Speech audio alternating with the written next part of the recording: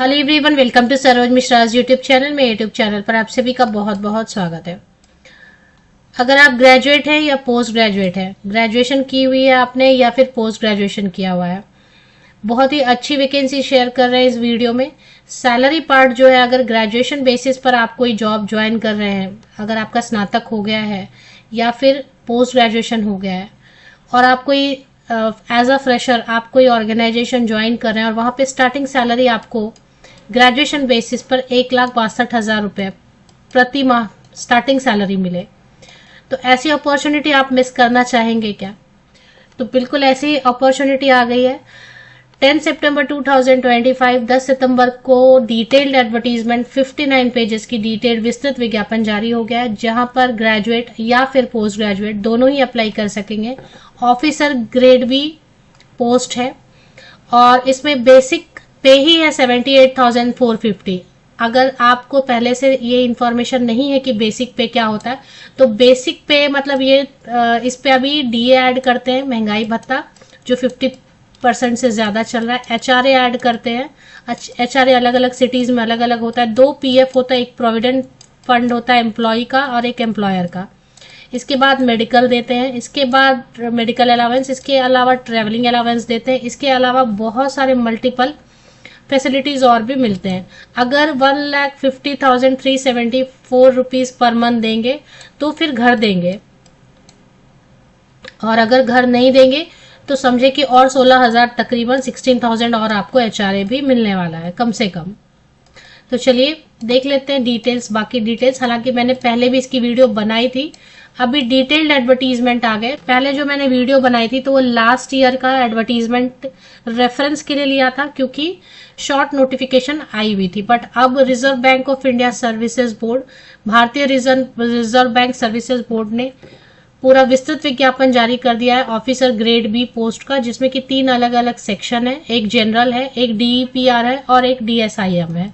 तो डीईपीआर और डीएसआईएम खास स्पेशलाइजेशन वाले कैंडिडेट्स के लिए, जनरल में कोई भी ग्रेजुएट या कोई भी पोस्ट ग्रेजुएट अप्लाई कर सकते हैं। फ्रेशर भी अप्लाई कर सकते हैं, कोई इसमें एक्सपीरियंस नहीं मांग रहे हैं। Reserve bank of India RBI में आपको काम करने का मौका मिल रहा है। 1,62,000 1,62,000 स्टार्टिंग सैलरी हो रही है। तो एटलीस्ट फॉर्म जरूर भरें, ट्राई जरूर करें, ठीक है हो जाता है तो। ऑल ओवर इंडिया इसके ब्रांचेस हैं, बहुत सारे ब्रांचेस हैं अलग अलग। हेडक्वार्टर एक ही जगह होगा, लेकिन जरूरी नहीं है कि हेडक्वार्टर में आपको पोस्टिंग मिले। ऑल ओवर इंडिया इसके कई सारे ब्रांचेस रहेंगे जहां पर से काम होते हैं। यूनिट्स मतलब आप कह सकते हैं, यूनिट्स कह सकते हैं। तो उनमें से पूरे देश भर में जहां जहां भी यूनिट है उसमें से कहीं पर भी आपको पोस्टिंग मिल सकती है। तो ये डीआर वाली पोस्ट पे मैं फोकस करती हूँ। बाकी क्या है, डीईपीआर डीएसआईएम आप चेक कर लो। Specialise economics, basically economics, maths, statistics, इन सब से अगर बैकग्राउंड अगर इन सब में है तो आप देख ले, या फाइनेंस। जनरल वाले में कोई भी स्नातक, कोई भी ग्रेजुएट, कोई भी पोस्ट ग्रेजुएट अप्लाई कर सकते हैं। टोटल कुल मिला के स्नातक वाली जो वैकेंसी है, एनी ग्रेजुएट वाली, टोटल 83 वैकेंसीज है, जिसमें जनरल अनरिजर्व में 35 सीट्स हैं, ईडब्ल्यूएस में 8 सीट्स हैं, ओबीसी में 19 सीट्स हैं, एससी कैंडिडेट्स के लिए 15 सीट्स है, एसटी कैंडिडेट के लिए 6 सीट्स है। पीडब्ल्यूडी कैंडिडेट भी बिल्कुल अप्लाई कर सकते हैं, पीडब्ल्यूडी कैंडिडेट्स के लिए भी सीट्स रिजर्व है। कुल मिला के 120 पोस्ट है, 120, जिसमें डीईपीआर एंड डीएसआईएम भी शामिल है।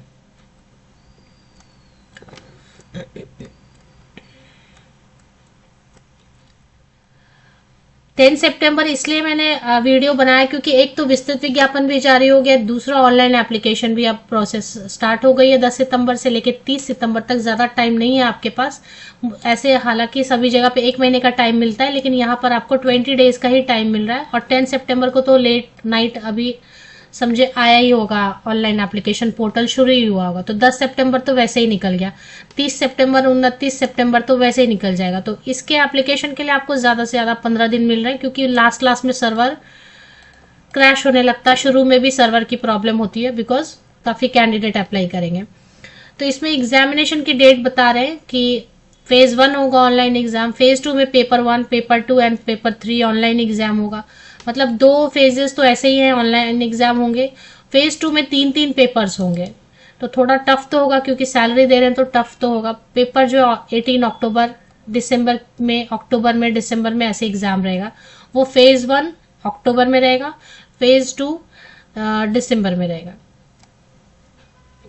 एलिजिबिलिटी कंडीशन, चाहे एज क्राइटेरिया चेक करना हो, चाहे क्वालिफिकेशन कंप्लीट करनी हो, इसके लिए कट ऑफ डेट दी गई है 1 सितंबर 2025। 1 सितंबर 2025 कट ऑफ डेट रहेगी एज कैलकुलेशन के लिए या फिर आपकी क्वालिफिकेशन कंप्लीट होने के लिए। एज लिमिट के बारे में बोल रहे हैं कि मिनिमम 21 ईयर्स होना चाहिए। जनरल कैंडिडेट्स के लिए 21 to 30 ईयर्स। एंड अगर एज बॉर्डर लाइन पर है, अनरिजर्व कैटेगरी अनारक्षित जनरल के लिए 21 to 30। अगर बॉर्डर लाइन पर एज है तो एज की कैलकुलेशन में प्रॉब्लम होती है, तो 2 कट ऑफ डेट जो है दे दिए गए हैं। इस डेट के बीच में या इन डेट पर आपका डेट ऑफ बर्थ आ रहा है तो आप एज वाइज बिल्कुल एलिजिबल है। अगर आप जनरल कैंडिडेट है तो एज में रिलैक्सेशन बिल्कुल मिलती है। SC/ST कैंडिडेट है तो एज लिमिट हो जाएगी 21 to 35 ईयर्स। अगर ओबीसी कैंडिडेट है, सभी ओबीसी कैंडिडेट को छूट मिल रही है 3 ईयर्स की। ऐसे कई जगह पे OBC non creamy layer candidate को मिलती है, यहाँ पे चेक कर लेते हैं।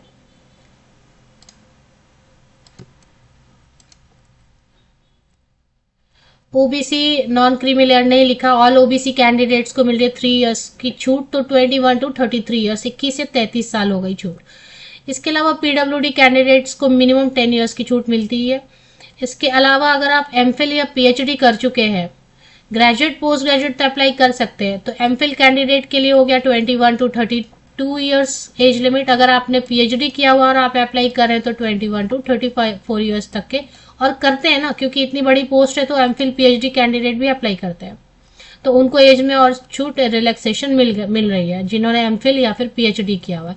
मिनिमम क्वालिफिकेशन में मैं जनरल वाली कवर कर देती हूँ, क्योंकि मैंने पहले भी एक वीडियो बनाई थी तो बहुत लंबी हो गई थी और उसमें मैंने DPR DIS सबका बताया था,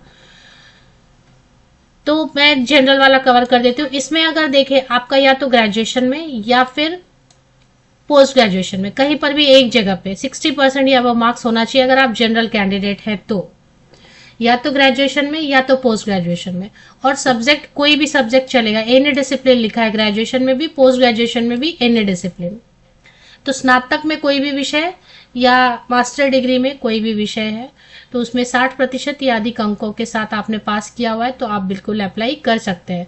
तो कई बार होता है ना, ग्रेजुएशन में नहीं है, 50% ही है, तो आप पोस्ट ग्रेजुएशन के बेसिस पे अप्लाई करें।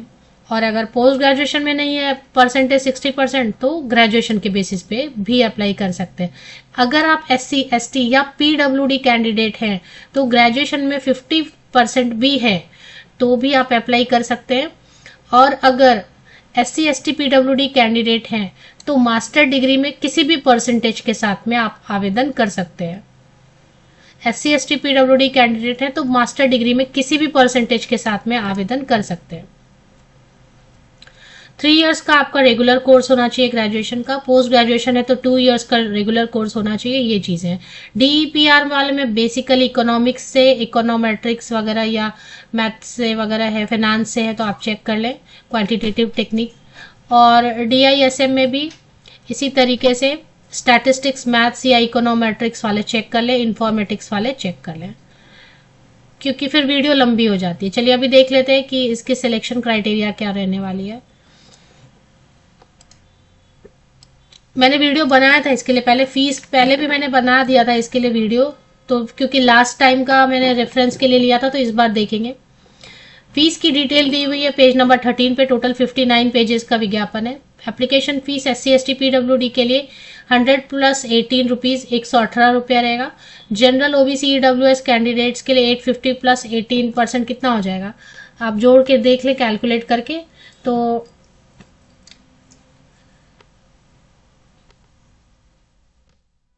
ज्यादा नहीं रहेगा, फिर भी 900 के अराउंड तो हो ही जा रहा है। 850 + 18% लगभग 900 के अराउंड हो जा रहा है। और SC/ST PWD के लिए 118। स्टाफ अगर ऑलरेडी है RBI के आप तो, और आप अप्लाई कर रहे हैं तो नो फीस। चलिए अभी mode of application, online application करनी है। इसमें बता रहे हैं brief instruction for filling up the online are given in Appendix 1। Candidates are required to apply online only through bank's website ही यूज करना है, विकिपीडिया से ले लिया करें। 30 सितंबर लास्ट डेट है एप्लीकेशन के लिए। करेक्शन विंडो ओपन हो सकता है 2 दिन के लिए करेक्शन विंडो, लेकिन फॉर्म भरते समय इतना ध्यान रखें कि करेक्शन विंडो की जरूरत ना हो, क्योंकि 2 दिन के लिए करेक्शन विंडो ओपन होगा और सब कुछ ना कुछ मिस्टेक करते हैं। किसी ने परसेंटेज का प्रॉब्लम कर दिया, परसेंटेज राउंड ऑफ नहीं करना चाहिए। अगर आपका 58.99 है तो 58.99 ही लिखो, आप 59 मत लिखो, राउंड ऑफ नहीं करना चाहिए, फिर वो करेक्शन करना पड़ेगा आपको। करिगंडम वगैरह शुद्धि पत्र वगैरह कुछ चेंजेस जारी होते हैं तो उसके लिए आरबीआई की वेबसाइट पे नजर रखें। पे स्केल मैंने आपको डिस्कस कर दिया, 78,450 पर मंथ सिर्फ बेसिक पे है। इस पे अलावेंसेज वगैरह मिला के 1,50,374 रुपए प्रति माह प्लस हाउस रेंट प्लस घर देंगे, और अगर घर नहीं देंगे तो 1,62,000 1,63,000 तक सैलरी आराम से बन रही है, स्टार्टिंग सैलरी। सीनियरिटी वगैरह वो ठीक है। Pension scheme, new pension scheme इसमें रहेगा, क्योंकि रिटायरमेंट की एज तक काम कर सकते हैं तो न्यू पेंशन स्कीम रहेगा। पहले ओल्ड पेंशन स्कीम था ना, उसको हटा दिया गया है। Online exam all over India, बहुत सारे मल्टीपल सेंटर्स बनाए गए हैं, आप यहाँ पे चूज कर सकते हैं, प्रेफरेंस दे सकते हैं। फेज 2 में फिर जो है कम रहेंगे सेंटर्स, फिर भी काफी सारे मेट्रो सिटीज और मेन सिटीज को बनाया गया है फेज 2 में। चलिए अभी फेज 1 में क्या क्या पूछेंगे, फेज 2 में वो चेक कर लेते हैं।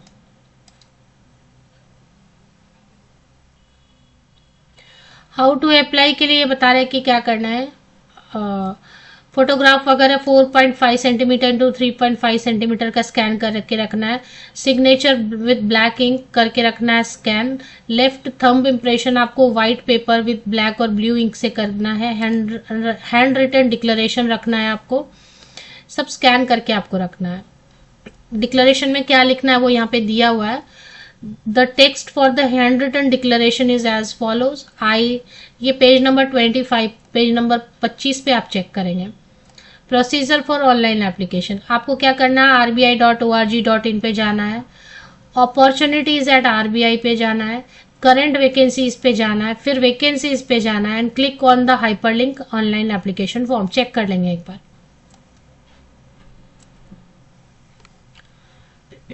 जो मेन चीजें मैं इसको स्क्रॉल करती हूँ ना तो वो चीजें नजर आ जाती है, अगर मैंने ऐसे जंप किया ना तो बहुत सारी चीजें मिस हो जाती है।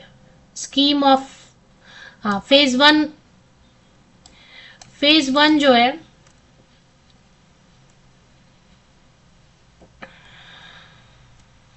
ऑनलाइन एग्जाम इंटरव्यू भी होगा।